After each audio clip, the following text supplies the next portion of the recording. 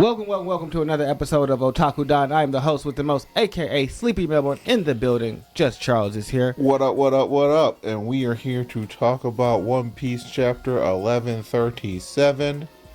Yes. And the Straw Hats have made it to the castle. And it's been 15 years since anybody has actually stepped foot in this place. SHAMROCK. They also, one of the main important things that we figured out is the crew have figured out that someone has recently been here and they forced their way out. We know that it was Shamrock and his girlfriend. I guess I'll call her his girlfriend. Gunko. I know it's Gunko, but it's Shamrock's girlfriend in my head. And we also get to see the havoc that Loki actually wreaked in there. I have certain opinions about stuff, so I'm going to avoid talking about that in depth. We actually get to see a picture of the last king of Elbath, and we also get to hear about a bit about Harajin and what his goals are. His goal is to unite all the tribes of the giants, and then we pretty much are done there. I mean, it was just some skeletons, some other stuff like that, and it just wasn't a lot to be talked about because Luffy's really all about finding this key. Gunko has continued to beat up Loki. Loki continues his ridiculous rebellious streak because this giant cannot be tamed because he is not a man. And we get the reveal of who they are. We get Gunko,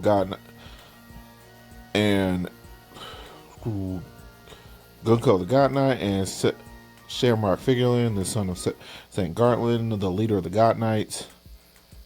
And he is also a world noble. I don't believe Gunko is. And their entire goal is to subjugate Elbath. Yes. So that's a lot of the major points.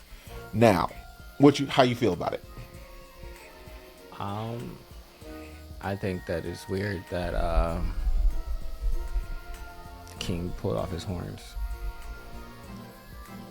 Because, why are we stepping so far away from the ancient giants? I think I like Loki more than I like King Harold. Because Loki's about that action and King Harold wasn't. I don't think this is as clear cut as everybody thinks it is. Because from the perception I get is that these giants used to clash heads quite a bit. And the king went off and he basically, from what I'm perceiving, is he got a princess from another tribe. His tribe is basically a bunch of purists. And they were like, nah, that dude will never lead us. And that she can never be our queen. And the king probably loved that woman. So he ends up getting into another marriage, has Loki. And Loki is the destined person to lead. Even though the eldest should have typically been the one to take on that role. Yeah, Harajin. And I think Harajin probably got in his feelings probably a bit and might have actually been the one to generate this situation. See, I don't think so. See, I disagree with that completely. I feel like Harajin is noble and greater than Loki. I think that everybody on Luffy's team has a larger than life goal. Harajin is not trying to become the king of Elbath. Yeah, he wants to unite all the giant tribes. And so he's wanted to do that since he was a kid. That's where Zoro wants to be the greatest swordsman, period. Yep. Their goals are right up under Luffy's, who was I want to be the king of all pirates. So if you're a pirate, I'm the top. Harajin is I want to be, if you're a giant, I'm the top. Sanji is, if you're a cook, I'm the top. Zoro, if you're a swordsman, I'm the top. Nami, if you're a navigator, I'm the top. They all want to be, in their respective area, the best of the best. No one above them. So for me, I think that Harajin fits right along in line with the rest of the Straw Hats, and for him to be a part of the Grand Line or the Grand Fleet, I think it makes sense because it's all right, yeah, you definitely want to be the best of the giants. So I'm here for that. Usopp wants to be the best sniper and one of the most brave warriors on the sea. Everybody wants to reach their pinnacle. Yeah, but there's a pure way of going about that, and there's an impure way. And in order to be the leader of the giants, one, there was no way that he was capable of doing that because he wasn't the leader of a tribe. So in order to lead a tribe, what has to happen? Well, Loki and this dude gotta go. I don't think so. I mean, unless, because this is gonna happen through subjugation more often than not. I don't know. I feel like it's gonna happen the same way that Luffy's is gonna happen. Luffy's Through not subjugation. Luffy is running around beating up all the strongest people, saying I'm stronger than you, and listen to and stay out my way. That's not why. That's not what's happening. All the strongest people are challenging Luffy and catching a fade. That's what's happening. I mean, he definitely said he was gonna beat up Big Mom down at Fishman Island. But that was because she was fucking with his people that he cared about. He didn't know about the Yonko. Law is the one who was like, hey, we should go take down Kaido. And then as soon as Big Mom was doing things that he didn't like and didn't feel was right, he said, I'm not really worried about this power struggle, but her, she's mean to these people. I like these people. She's going to catch these hands. Oh, like Shirahoshi. She's mean to Shirahoshi, so she's going to catch this burning right. Yeah, and she took Sanji, so me and her can run Oh, no, her taking Sanji was pretty much like, well, it's just like, well, we're going to go get him, and yeah, we're going to go get him, and then I'm going to beat him up. Yeah. Well, his goal wasn't actually even to beat her up. It was to get back Sanji. Yeah, it was just to get Sanji. And that's my thing. It's like Luffy is just chilling and doing his thing. And people who are really strong and the strongest in the world just kind of like, oh, no, you're making too much of a way. I'm going to put you down. And I think that's how Hardin was. He was out, had his home pirate crew, was the new giant pirates, new warrior giants. He had got randomly captured on the one place. Boom, he gets free, and he's just living his life and doing his thing. I don't even know if he was on the island when that whole thing went down. Well, yeah, we do, because it literally was said that only Hardin and Loki made it out of that. No, Jaro and Loki. Oh, yeah. The dude that was stabbed in the head. Yeah, so Hardin might not even been on the island when his daddy got killed. I don't know. This is all a little bit too clean cut. I smell a conspiracy. Maybe I'm a little bit too much of a pessimist because I've been consuming like JJK and a lot of these other things. Outside of Sukuna, there's always a conspiracy of somebody you can't trust nobody. Not in One Piece. One Piece people are pretty straightforward. Not necessarily. Well, I mean, to us, they're straightforward. To the overall world. Yeah, I mean, like, when you see them, like Lord Orochi. I mean, we already knew Lord Orochi was Vivi was straightforward. The only person that I think was kind of wild was in Wano when they had the traitor. But even then, we kind of, like, Oda was leaving good hints for the traitor. Like, if we were really paying attention, we would have got that it was Conjuro. Yeah. So I just feel like Oda likes his good guys and keeps everybody kind of... I'm not saying that he doesn't... Well, I mean... being a pirate, but honestly, I even his pirates are very clear-cut. These are the good pirates, these are the bad pirates. Because calling, like, Luffy an actual pirate is kind of shaky. If the world government just never gave him a bounty and treated him like he didn't exist, they might not have actually ran into any problem. Like, I'm gonna go to the Grand Line and do stuff. Just don't give him a bounty and treat him like he doesn't exist. Like, he wouldn't beat up Crocodile. I mean, Crocodile was a pirate. Yeah, but completely, totally in bounds. They're very much like, no, we got to get him, and then you make him popular, and now other people are looking and following him. Y'all made Luffy a problem. Luffy is basically an adventurer. I mean, ostensibly, yes. Can't really argue that. He has looted not one sip. Yeah. Now he has some pirates on his crew, aka Nami, who is all about the loot. But I don't think Luffy. And plus, I think King Harold and Luffy was really getting, and Loki was really getting to a good battle. Like, he looks like he got some strength. Oh no, he was called the Warrior King. Like, it's not like he was some pushover.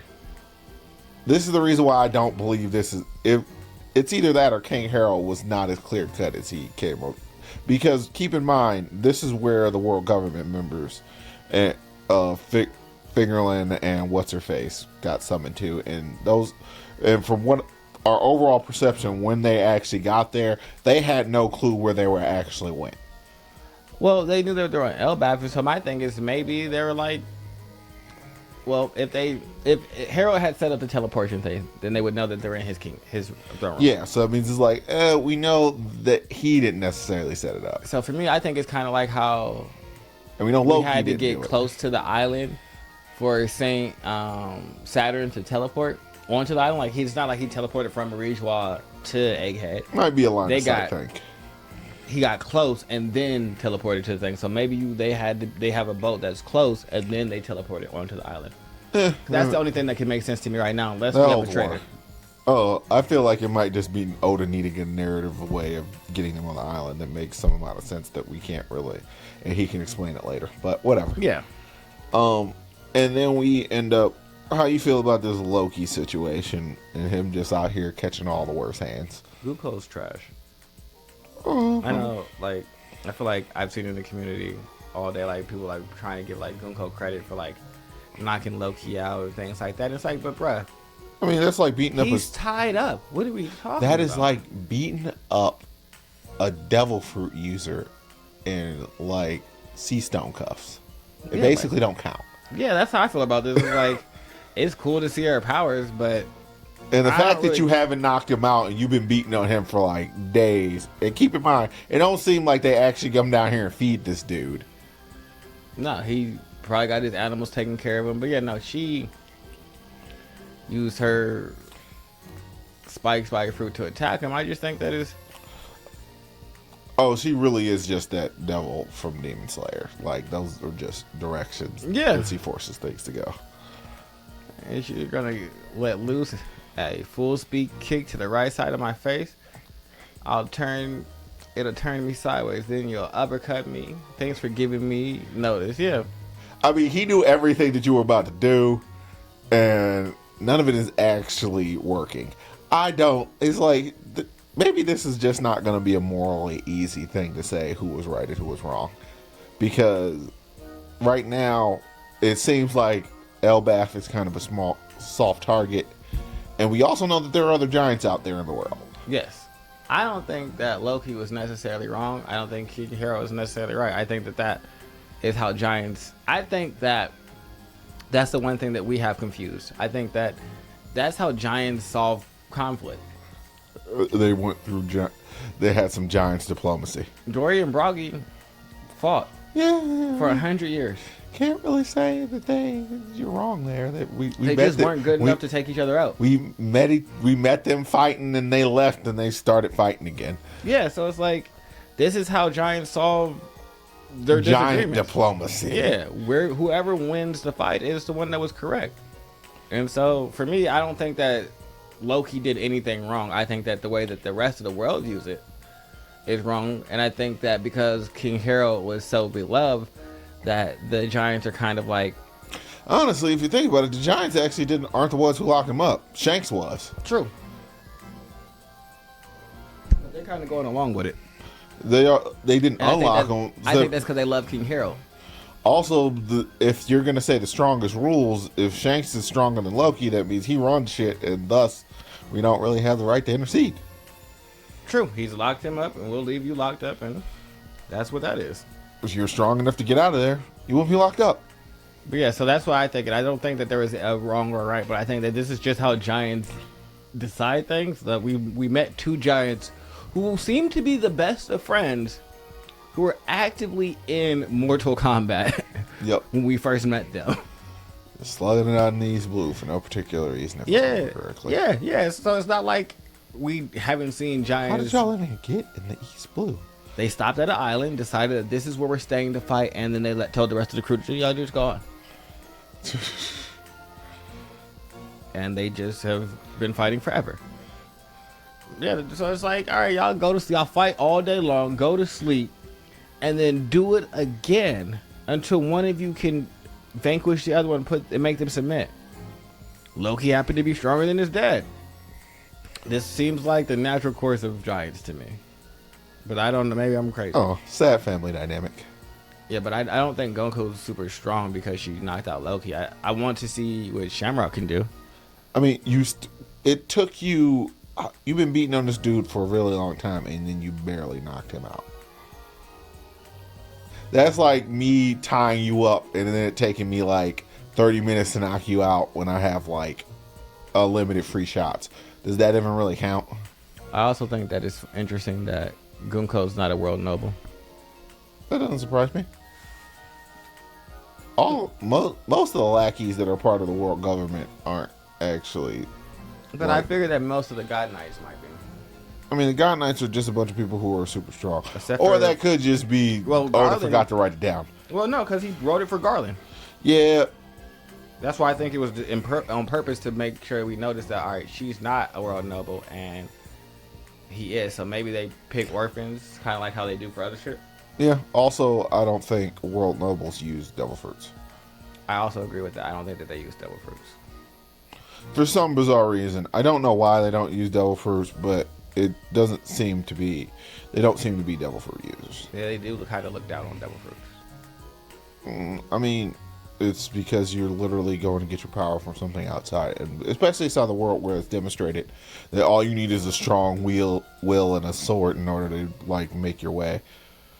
Red-haired. Oh, do you think that do you think this is official? Do you think Red Hair Shanks is actually related to Fingerling Garland? Oh yeah, for sure.